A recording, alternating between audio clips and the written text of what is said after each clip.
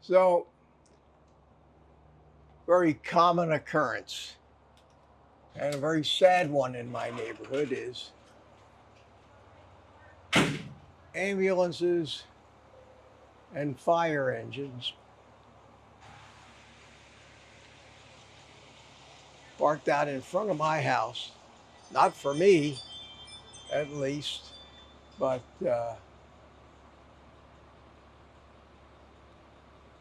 for some of the neighbors, and we hear a lot of sirens in here.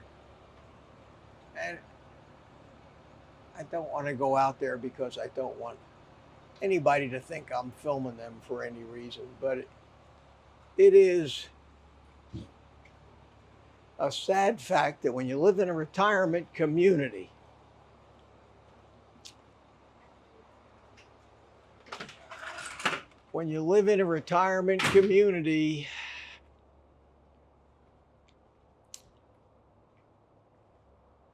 there's a lot of sick people.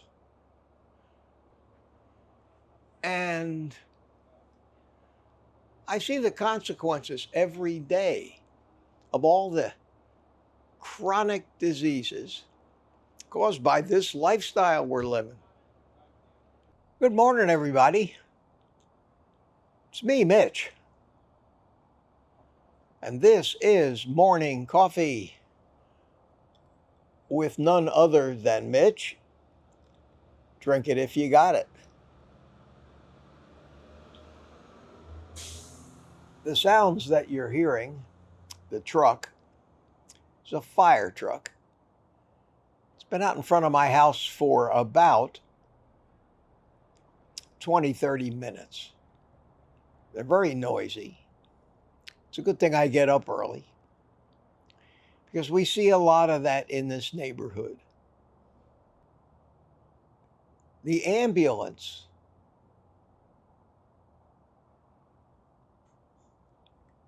and the fire truck are a very, very common sight in this retirement community that I live in. And I've been here for over 8 years, 8.5 years now. And in that time, since it's an over 55 community, and that means that to be old enough to live in this seniors retirement community, one member of the household needs to be 55 or older. But that means that if it's a man, for example, he could have a 48-year-old wife. And it's not uncommon now to see my community filling up with people that are in the same generation as my children. And wow, if that doesn't make you feel old.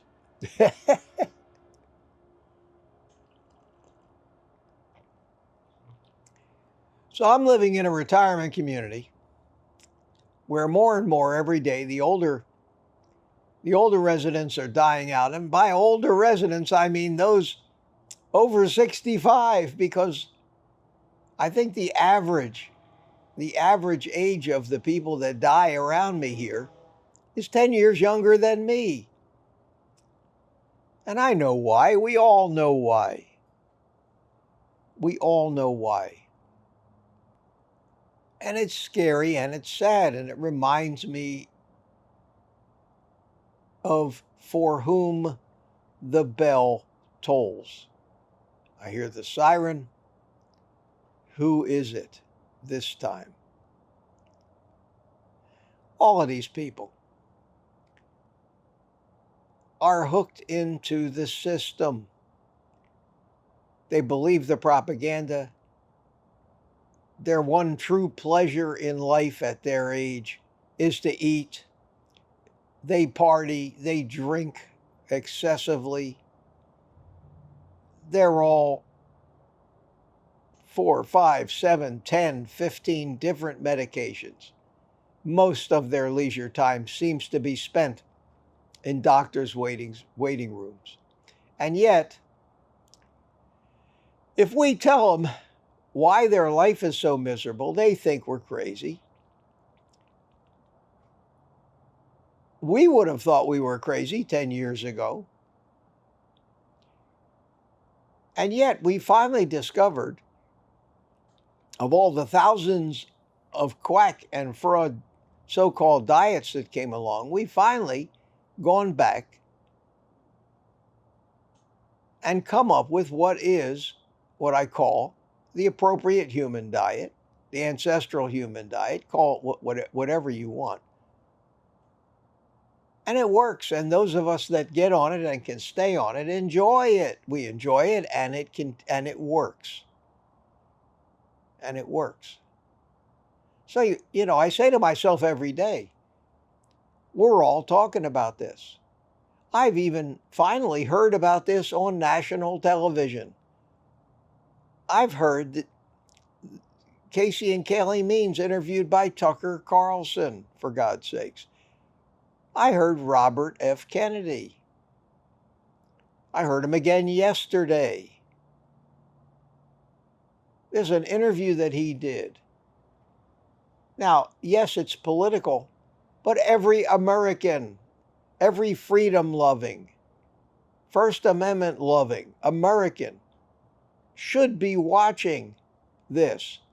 Yes, it had 120,000 views yesterday. 120,000 people watching this will not scratch the surface or make a dent in the problem of the corruption, and especially of the media and social media, that pick and choose what we're allowed to hear and the message that we are supposed to believe. And it's spelled out so eloquently. And I can't find any fault with anything he says. I'm going to put a link in the description of this video, and I don't usually do that in the morning, but I'm going to do it. And I urge every one of you, no matter which side of the political aisle you're on, watch this in its entirety.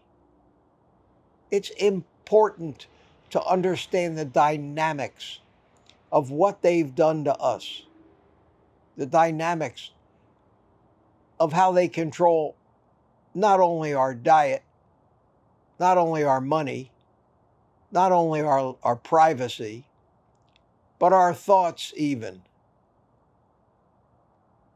Our thoughts. By feeding us propaganda and censoring things like this message of mine about diet. Now maybe it's my fault. Maybe I'm no good at this. Maybe I'm not pretty enough. Maybe I'm not eloquent enough. Maybe I'm not smart enough. But I stick to my message, and for some reason, I get fewer and fewer views on each and every one of my videos, and more praise from those of you who watch it. And the videos of stupid shit, stupid meaningless shit, like the one I watched this morning. How long will my generator run on a 20-pound tank of propane? Got 100 times the number of views that my videos get in 2 days. The stupid videos get millions of views. So either we have reached peak stupid and nobody wants to hear anything meaningful anymore, or it is true and we're fighting an uphill battle, and I'm going to continue to fight it. But it just shows me and proves to me that some of this stuff that I'm hearing from the likes of Robert Kennedy, Tucker Carlson, is not conspiracy theory or any nonsense like that. It is reality. I've already said that those of us who have accepted carnivore or a carnivore heavy or a meat heavy diet as healthy and appropriate based on the evidence we see, with all the new studies coming out, like the one that was just released. Nick Norwich talked about it yesterday. Seems like carnivore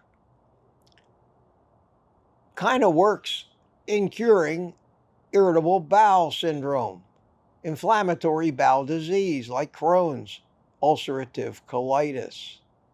Who'd ever have thought?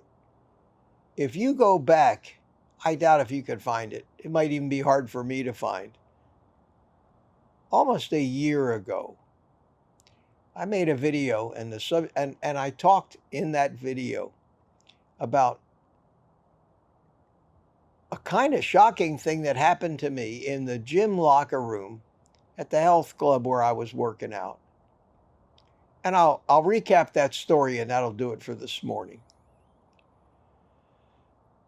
We had a guy, I was in the locker room getting ready to go work out, and I almost got run down by this guy.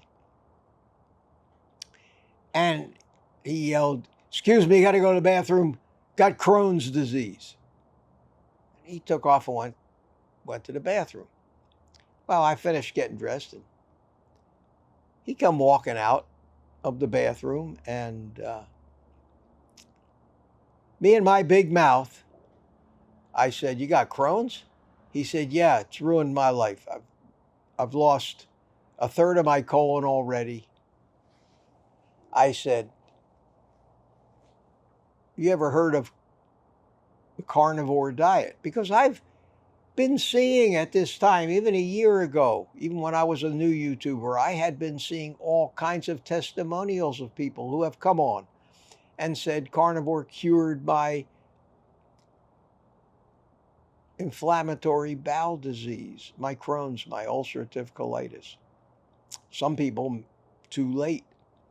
And he looked at me, and honest to God, you'd have thought I'd have just killed his child. He erupted into a tirade on me. Who do you think you are to be telling me crap like, and he went on and on and on. How dare you? How dare you? Would you tell a cripple in a wheelchair you can make him walk again? Are you crazy? That's cruel. I have the best doctors on the planet. I go to Johns Hopkins. And I just stood there with my mouth open. And I said, "Listen, sorry. Well, you should be ashamed." And he stormed off. And that's the time. That is the moment in my carnivore journey where I said to myself, I will never, ever volunteer to help anybody again. I'm happy to help people if they come seeking my help. And I'll even add to that if I even think there's a chance that they might be able to succeed. Otherwise, I will not waste my time and subject myself to a verbal beating like this ever again. It's true. No good deed goes unpunished. And I'd almost forgotten about this guy. I stopped going to that gym a few months later because I changed the way that I do things. And then yesterday I see Nick Norwich, and you can find it on YouTube, but you don't need a link from me. Just go to Nick's channel. I find a video where they've done studies, real studies, that evidently show that yes, going against all the advice of basically every gastroenterologist out there who pushes fiber, plants, and eliminating all of those things like a real carnivore diet does, is probably the only hope that a human being has to get rid of one of the most horrible diseases that you can have and live your life, eventually losing your colon and wearing an ostomy bag for the rest of your life. You could fix it at whatever stage it's in, or never have had it, had you learned at a young enough age that we're supposed to eat meat.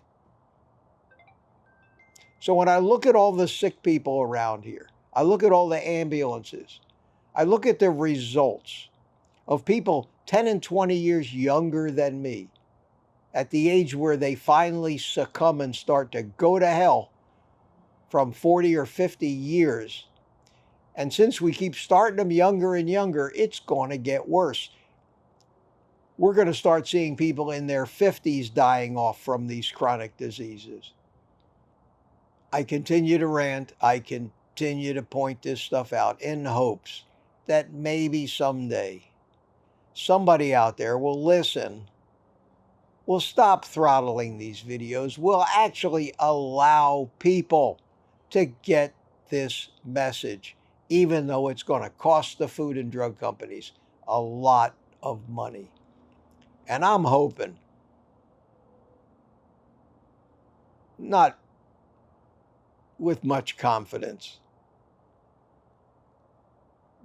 but if we can replace the bureaucracy somehow in Washington, D.C., especially like RFK talked about in this video I want you to watch, because they asked him, what would you do if you got into a position of power in Washington? And he said, I would clean house in virtually every one of these agencies, alphabet agencies, FBI, CIA, FDA, USDA, and he named a few I'd never even heard of.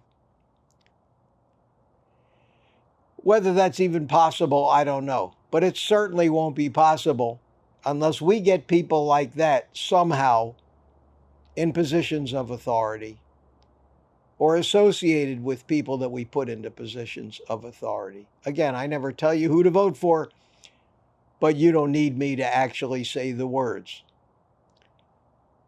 It all trickles down. So if we want to ever solve this problem so that our children and our grandchildren and our relatives and loved ones can have more healthy options for the food they eat, there can be a bigger push on animal agriculture, compassionate, sustainable, so that we can bring the costs and prices of these carnivore products that we eat down. Unless we start making some political changes big time and become noisier and noisier to try to overcome the throttling and the censorship, and get some people on the national stage to keep hammering this. How much hope do I hold out? And I'll mirror, I saw a little Sean Baker video yesterday, and I'll mirror his sentiments exactly. Not very likely to happen. But if it doesn't happen, my friends, we're done, we're finished. Give it another 5 or 10 generations, and we're on the verge of extinction as a species. Except for a few holdouts living in bunkers somewhere, raising cows and chickens. It's not a pretty picture, but it is a call to action. So, I know that's not a cheery note for this Wednesday morning, but that's how the words fall when I open my mouth with no particular direction in mind.